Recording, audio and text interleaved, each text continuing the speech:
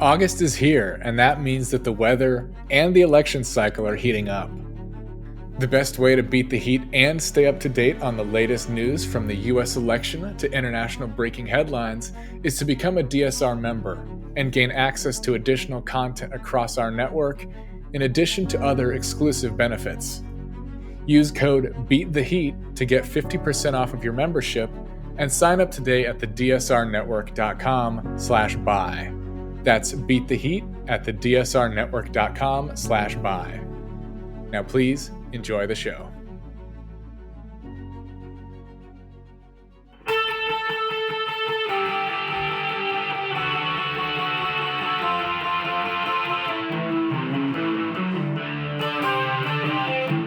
This is the Daily Blast from the New Republic, produced and presented by the DSR Network. I'm your host, Greg Sargent.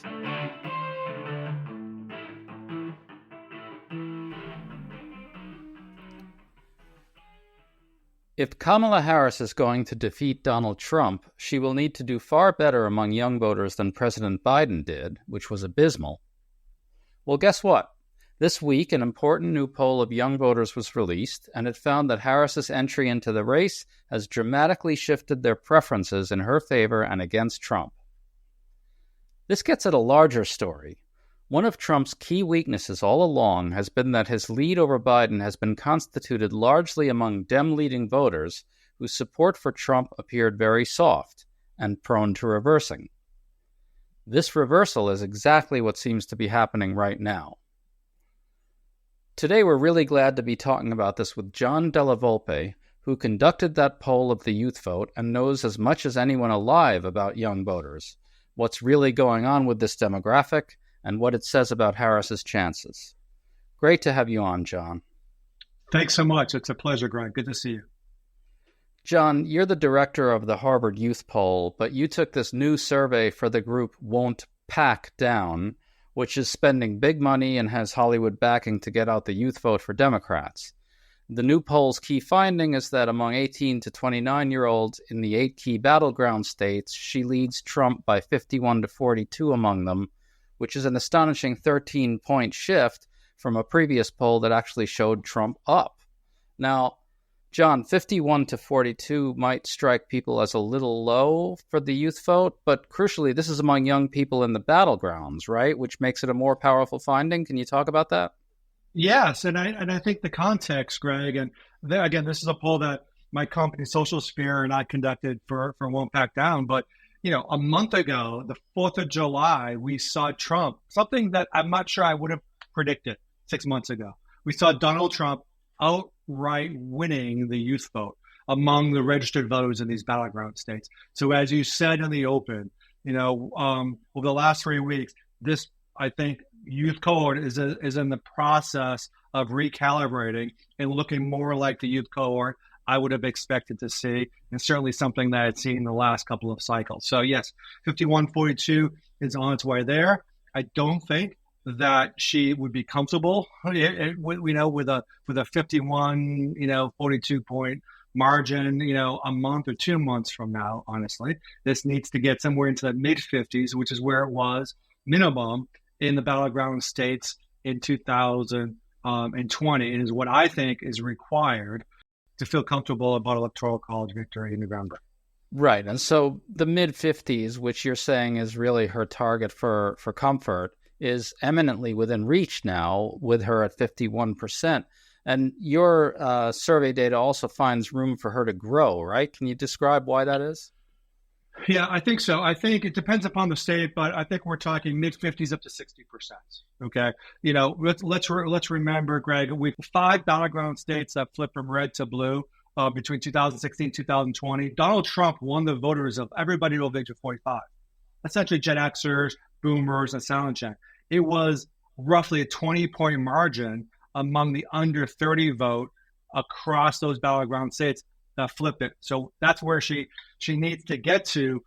This poll was conducted actually before the swing of rallies, the barnstorming over the last several days. It was conducted before the seemingly very popular Governor Walz was added to the ticket, right? So what I think is that Sometimes in politics, people don't know what they want until we show it to them. That's a famous Steve Jobs quote. And I think that's what we're seeing here. They're seeing something different. They seem to like it. They seem to have incredible enthusiasm for it, and they want to learn more. And that's where I think the stage is now. She's showing her values. She's beginning to articulate her vision. This will lead into the convention next week, which will lead into obviously the high spending time after Labor Day.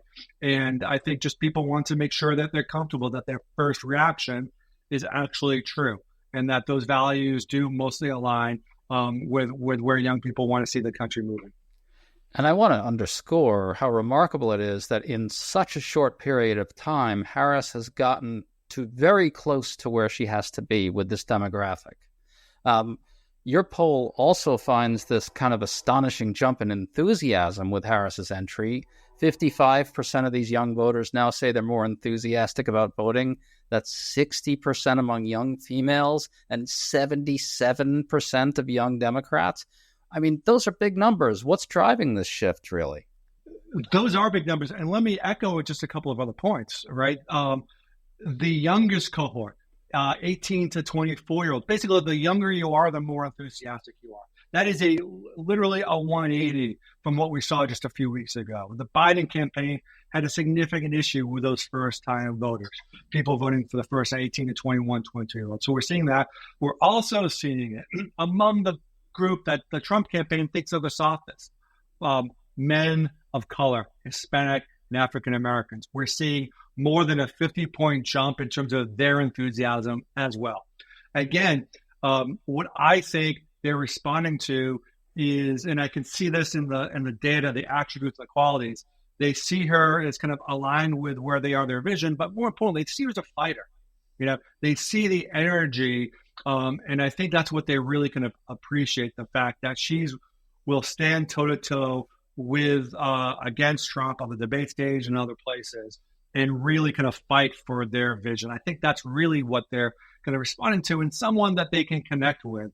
Unfortunately, President Biden seemed to be kind of handcuffed in some way in terms of the media channels he had available to him, right? And she's now be able to expand that with obviously the support she's receiving from the ground up on TikTok, Instagram, and social media. Right. And I think what you're getting at there is that in some basic sense, Kamala Harris was really kind of the world that these young voters inhabit. And Biden just wasn't. Isn't that right? It is. And the most important thing, the most important advice I always give to folks who want to connect with younger people is they need to have that kind of connection, that those shared values. And what she's able to do is beyond politics, right? She can connect with people on culture. She can connect with people because of cooking. She can connect with people because of dancing, because of music, because of Olympic basketball. She's able to connect on multiple different points, build a little trust, build a little confidence, and therefore people are willing to hear the rest of her message. And that is where the upside is, right? She's building that trust, building that credibility now, and then people will be more open to hearing the specifics of what she has to say in the days and weeks and months ahead. It's absolutely fascinating because Trump is a cultural phenomenon in his own right. And what Biden was missing against Trump was that kind of cultural language. He just wasn't able to speak in that kind of dialect. And Harris just is. And the cultural languages that Harris speaks are really much more in line with where these young voters are, I think, than Trump. Yeah, what we found consistently from the first polling we did during the Biden administration is that he did better among folks who are watching the news more carefully. The more you knew, the more you liked Biden, okay? But the problem with younger people are, because the news can be so challenging and draining and negative, not as many people are watching the day-to-day news cycle as it had been in the past, which makes it challenging for Biden to break through, to break those algorithmic bubbles, okay? Well, Harris is able to do that, as I said, because, and as you said, because she can compete across and touch people across different cultural touch points. And by the way, all they're doing is adding Tim Walz, right, who could actually further extend kind of that franchise. And he can talk to people that she was perhaps not as likely to kind of to connect with early. So again, this poll only reflects her, appeal. And I think the Waltz selection as VP is going to expand those opportunities even greater.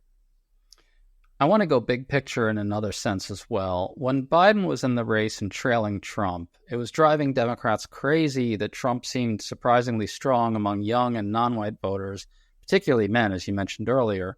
Yeah. Now, some pointed out that this was actually a potential weakness because Trump's lead over Biden seemed largely constituted among Democratic-leaning constituencies, which meant it was possible to win them back. Now, Biden couldn't seem to do that, but Harris really is doing that. She's pulling back these constituencies. I'll give you another example. I reported for the New Republic last week that a large sample poll of Latinos finds Harris leading among them by a very sizable margin, almost where she needs to get to. What's your sense of these bigger dynamics? It feels to me like what's being really revealed here is, in this soft support, a fundamental structural weakness on Trump's part. His support among these Dem-leaning groups like young voters was mostly an illusion, right? A weakness? I think it was a response. It was, in many cases, a response to what they weren't seeing in Biden. Okay. And that, like, for a perfect example is that we've seen the degree to which Harris has essentially tightened the race in terms of who's better for the economy, just in a few weeks. It's not because that she has a detailed economic plan that she's detailed over the last couple of weeks. It's because people feel more confident that she's able to fight and to advocate for the things that they believe in, and the things that she believes in. So we see that within the subgroups of the youth cohort, she's grown 23 points among African American and Blacks. She's grown 12 points among Hispanics, 28 points among women. The thing with Trump is, and as you know, we've been talking about this for quite a while, there's a significant shift in association with the Democratic Party the last 4 or 5 years among younger men. Okay. Those younger men grew up with Donald Trump over the last decade or so. First-time voters, their first reaction, Greg, to Donald Trump was when they were in 7th, 8th, 9th grade. Okay, he was an anti-hero to them. They weren't processing the day-to-day happenings of the White House. They weren't processing what was happening in Charlottesville like a 27 or 28-year-old, okay? And they just view him differently as that anti-hero, unafraid to speak the truth to whoever he was speaking to. They don't necessarily love his morality, his ethics, his policies. It was their introduction to him, and that has stuck for some time because there has not been an alternative presented in the social media context, and they're now beginning to see an alternative. Well, I want to ask you more about young men because, man, what the hell is going on with them? I mean, before Biden stepped aside, his campaign was having an extremely difficult time even reaching them at all. I think one Biden person said to me, they're beyond reach to us, right? And look, they seem kind of captive to the right in some sense, very heavily enthralled to influencer types like Joe Rogan or even RFK Jr. And they all peddle in this kind of red-pilled throwback version of masculinity that is always supposedly under cultural siege from the left. What's your sense of what's going on with young men in that sense? Is part of the difficulty here this kind of captivity to the right's version of masculinity? Is that what it is? Yeah, I think that's a big part of it. And again, think about like these first-time voters were introduced to Trump. Okay, as I said, through the anti-hero status, you fast forward a couple of years, and it's COVID and it's lockdown, and they're listening, from Barstool to Rogan to Peterson to God knows who else on the far right, peddling theories, some of which are conspiratorial, and others may be less so. And all those are echoed through the echo chambers of Reddit and their gaming communities, et cetera. Okay, so that is what's happened. However, when you sit down with these men, right, and I had one of the most fascinating conversations I've had in years recently in Atlanta, Georgia, with younger men who fit that who fit that profile to a T. And when I asked them, Greg, what they're looking for in government, in the federal government, this is what they said. Building infrastructure, protecting the middle class, expanding healthcare, investing in education, not just college, but K through 12. So their values and the things that they care about aren't necessarily that different than older, younger men or even women. It's just that the framework is they're just not seeing themselves represented in the modern Democratic Party. And for some time, I know this is changing. My question is this an episode or is this a trend, right? Because I don't think their position on issues is changing as quickly as their response to some of the peddling of the hyper toxic masculinity you see on the podcasters. Yeah, I mean, I think part of this, to go back to what we said earlier, is that they perceive Trump through a cultural lens and just didn't perceive Democrats, particularly Biden, through that lens, right? I mean, let's go big picture again, beyond men, to all young voters.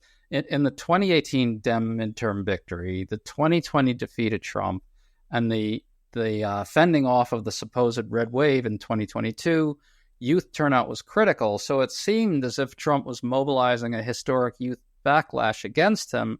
And remember, according to Harvard Youth Poll numbers that you gave me when I was at the Washington Post, today's young voters seem to be markedly more progressive than previous groups of young voters on climate change, guns, same-sex marriage, the right to food and shelter, and so forth.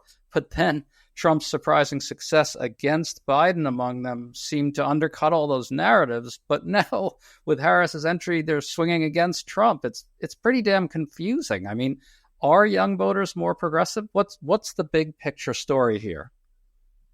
So when we think about big picture, I actually attended the Republican National Convention just a few weeks ago in Milwaukee with a group of my students. The first couple of nights, the message from that hall was Trump strong, Biden weak. That was a bigger picture. That, I think, had a lot to do with the success that Trump was having early with some of those younger first-time voters, younger men, specifically younger men of color. It was around that dynamic. It wasn't necessarily an alignment on issues. Very few people know what Trump's issues or policies are.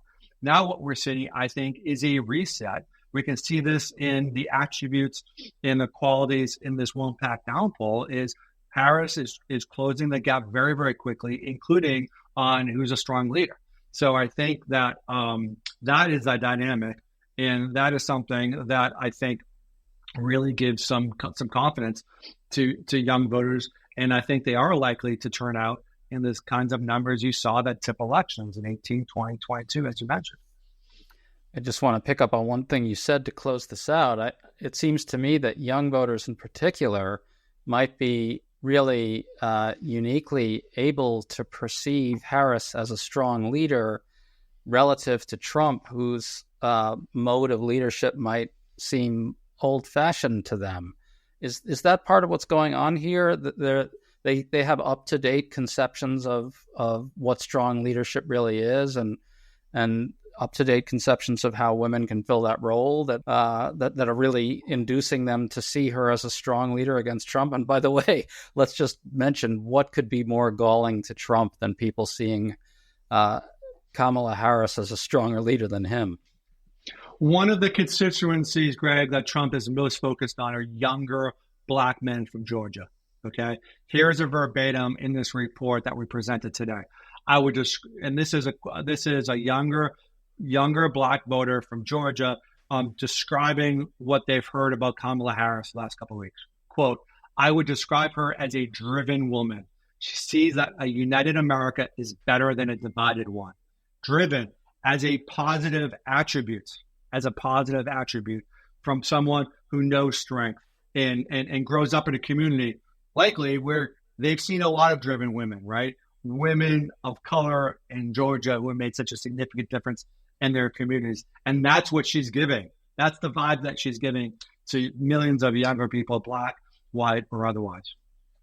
This is amazing stuff, John. Thanks so much for coming on with us today. Love it. Thanks, Greg. You've been listening to The Daily Blast with me, your host, Greg Sargent. The Daily Blast is a New Republic podcast and is produced by Riley Fessler and the DSR Network.